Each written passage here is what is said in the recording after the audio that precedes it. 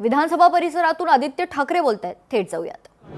आज आपल्या सर्वांना माहिती आहे, मी पुन्हा एकदा मुंबई महानगरपालिकेला आठवण करून दिलेली आहे की जर तुम्ही खिडकीच्या बाहेर बघाल तर चारी बाजूला प्रदूषणच प्रदूषण आहे। खरं तसं पाहायला गेलं तर जिथे आपलं अधिवेशन चालू आहे मुंबईमध्ये, महाराष्ट्राची राजधानी, हे असं वातावरण असताना, प्रदूषित सगळीकडे वातावरण असताना, मी हाच प्रश्न आयुक्तांना विचारला होता की हे प्रदूषण जे आपण गेले 3-4 वर्ष पाहतोय, सरकारकडून काही उत्तर येत नाही, तुमच्याकडून काही ठोस उपाययोजना होत नाहीयेत, नेमकं ह्या शहरात गुंतवणूक येणार कशी? कोणी नवीन आपण पाहतो की जे गुंतवणूक करायचं असेल किंवा राहायला यायचं असेल किंवा स्वतःच्या नागरिकांना देखील जो त्रास होत आहे, सर्दी असेल, खोकला असेल, व्हायरल असेल, जे काही बाकीचं होत आहे, ॲलर्जीचं जे काही सर्दी खोकला होत आहे, त्याच्यातून सुटकेचा एकच विषय आहे, तो म्हणजे तुम्ही ह्या प्रदूषणावर काहीतरी ठोस पर्याय काढणं। पण कुठेही अजूनही महानगरपालिकेकडून काही उपक्रम दिसत नाहीये, काही कार्यक्रम दिसत नाहीये, जाग आलेली देखील दिसत नाहीये, हे दुर्दैव आहे। तसंच दुसरी गोष्ट म्हणजे आत्ताच मी आपल्या सर्वांसमोर त्या सोशल मीडियाच्या माध्यमातून आणलेलं आहे की एक पत्र लिहिलेलं आहे मुख्यमंत्री महोदयांना। संभाजीनगरमध्ये, छत्रपती संभाजीनगरमध्ये एका ॲनिमल शेल्टरमध्ये जी घटना घडली तशी परत घडू नये आणि ज्यांनी ती जे काही क्रूर प्रकार त्या श्वानांवर केले असतील तसंच त्यांना त्या लोकांना शिक्षा मिळावी भर चौकात, ही मागणी केली। आदित्यजी, शहरातील लहान मुलं, वृद्ध आणि नागरिकांच्या आरोग्यावर कोणताही परिणाम हवेच्या गुणवत्तेमुळे झालेला नाही, असा दावा पंकजा मुंडे यांनी केलेला आहे। आता हे पर्यावरण मंत्र्यांचं उत्तर आहे, पण मी एकच विनंती करेन त्यांना की छापील उत्तर जे शासनाकडून येतं ते वाचून दाखवण्याच्या आधी एकदा जे आम्ही एक प्रथा पाळत होतो की खरं काय आहे, कारण शासनाकडून उत्तर येते हे खरे आहे, अंशतः खरे आहे, हे खरे नाही, असंच उत्तर येतं ते, आणि ते जे उत्तर आणि जे बाहेर वस्तुस्थिती आहे त्याच्यात जे अंतर असतं ना, ते काचेतून बाहेर किंवा खिडकीच्या बाहेर बघितल्यानंतर जाणवेल।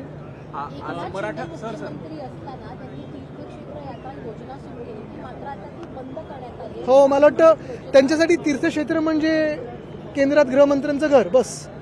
मराठा आरक्षणाच्या संदर्भामधला जो निर्णय घेण्यात आला होता तो 6 महिने झाले तरी अजून प्रत्यक्षात आलेला नाही असं दिसतंय। एकंदर जी आरक्षण प्रमाणपत्र देण्याची जी प्रक्रिया होती ती काही तांत्रिक गोष्टींमध्ये अडकल्यामुळे ही सगळी प्रक्रिया खोळंबल्याचं आता समोर आलं। बघा, हे सगळ्या ज्या गोष्टी आहेत ना, म्हणजे आरक्षणाचा विषय असेल किंवा मग कर्जमुक्तीचा विषय असेल, अशी कितीतरी घोषणा आम्ही निवडणुकीच्या आधी ऐकल्या होत्या। आता लाडकी बहिणीचं देखील काय झालंय, किती लाडक्या बहिणी त्याच्यातून कमी केलेल्या आहेत, आणि हेच आमचं सांगणं आहे की विरोधी पक्षनेता, कदाचित हे पहिलं बजेट सेशन असेल जिथे ना विधान परिषदेत ना विधानसभेत विरोधी पक्षनेता आहे, नेमकी भाजपला भीती एवढी का आहे, ह्याचं उत्तर तर मिळतच नाहीये। पण आता निवडणुका झाल्या म्हणजे सगळं काही स्थगित करायचं आणि आनंदात कारभार चालवायचा, अशी मनस्थिती आहे का? अशी मनस्थिती असेल तर हे पण सगळं गुंडाळा ना, आपण कशाला रोज रोज इथे येतं मग? आदित्यजी, राज्यातील अल्पवयीन मुली ज्या आहेत त्या बेपत्ता होण्याचा गंभीर प्रश्न आज विधानसभेत देखील हा प्रश्न उपस्थित केला। एक आकडेवारी समोर आलेली आहे, पण ही परिस्थिती पाहता संपूर्ण आणखीन चिंता वाढत चाललेली आहे। सगळ्या परिस्थिती चिंता वाढत चाललेली आहे, पण त्याच्यावर काही मंत्र्यांकडून उत्तर आलं का हे देखील आपण पाहिलं। नुसतं सरकारने नोंद घ्यावी असं वरतून आदेश आलेले आहेत, पण सरकारने नोंद खरोखर घेतली आहे का, काय उपाययोजना करणार आहेत, त्याच्यावर कुठेही काही आलेलं नाही। चाळीत राहणाऱ्या मुंबईकरांना वाहनं पार्किंग करण्यासाठी आता पालिका भूखंड आकारणार आहेत।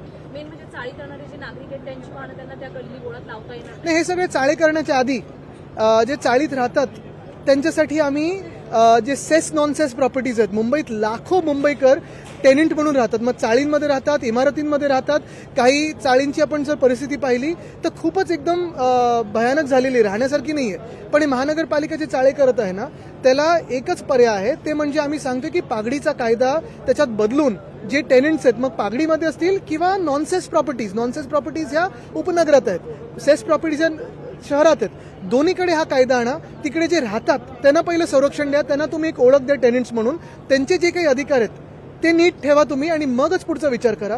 दुसरी गोष्ट म्हणजे आम्ही जो कायद्यात ती तरतूद आणलेली 79A आणि B, ती अजूनही सुप्रीम कोर्टात आहे।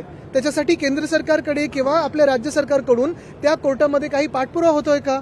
आपल्याला आठवत असेल, मी बैठक देखील मागितली होती मागच्या अधिवेशनात, आत्तापर्यंत त्यांना स्मरणपत्र लिहिले की अजून बैठक मिळालेली नाहीये।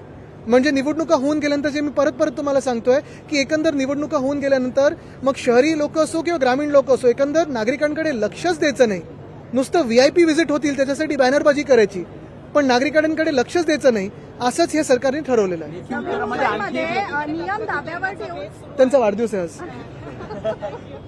लाडक्या बहिणींना लखपती करण्याचा सत्ता पक्ष करतात ते एकीकडे केंद्राकडे पैसा नाही खडखडत आहे तर काय सरकार बघा, हा पैसा नाही आहे हे लाडक्या बहिणींमुळे नाही आहे. जे सरकार आता सांगते ना की लाडक्या बहिणींमुळे भार वाढलेला आहे, हे खोटं आहे.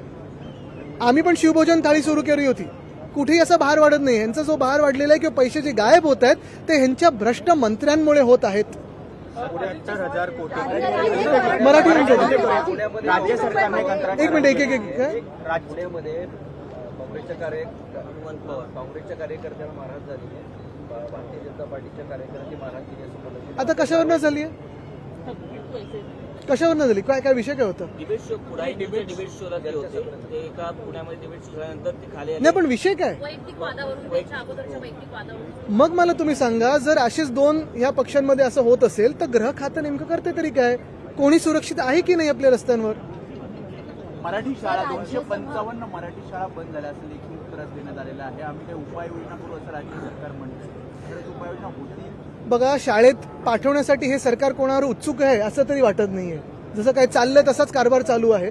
महत्वाची गोष्ट हीच आहे की शाळा आणि शाळेमध्ये काय आपण नेमकं सिलेबस आपण हे करत आहोत मुलांसाठी किंवा मुलींसाठी. चांगले बाथरूम आहेत का, चांगले क्लासरूम आहेत का? मध्यंतरीच्या काळात मला आठवतं एक तरुण मुलगा महाराष्ट्रातच स्कूटरवरून फिरत होता पूर्ण महाराष्ट्रामध्ये आणि झेडपीच्या शाळा दाखवत होता. आपले सर्व लोकांनी लाईक केलंय, खूप लोकांनी कमेंट केलंय की सरकारने लक्ष द्यावं, सरकारने लक्ष द्यावं. पुढे सरकारकडून काही नाही. राज्यसभेसंदर्भात तुम्ही आग्रही आहात. काल हर्षवर्धन सपकाळ देखील म्हणाले की ही जागा आम्हाला द्या. उद्धव ठाकरे यांना विधानसभेसाठी आम्ही प्रयत्न करू. त्याचबरोबर शरद पवार यांचं देखील नाव या राज्यसभेत आग्रही असल्याचं पाहायला मिळतंय. नक्की असं कुठचंही नाव आलेलं नाहीये, कुठचीही चर्चा झालेली नाहीये.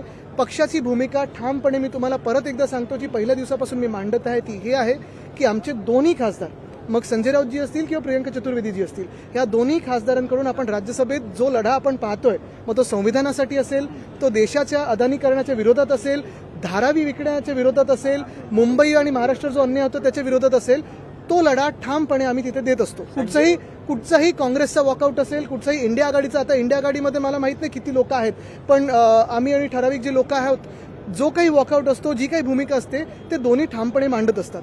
आपल्याला आठवत असेल प्रतिभाताईंपासून मग प्रणवदानपर्यंत वंदनीय हिंदू सम्राट बाळासाहेब ठाकरेंनी मनाचा मोठेपणा दाखवून देखील त्यांना जाहीरपणे काँग्रेसच्या उमेदवारांना पाठिंबा दिला होता.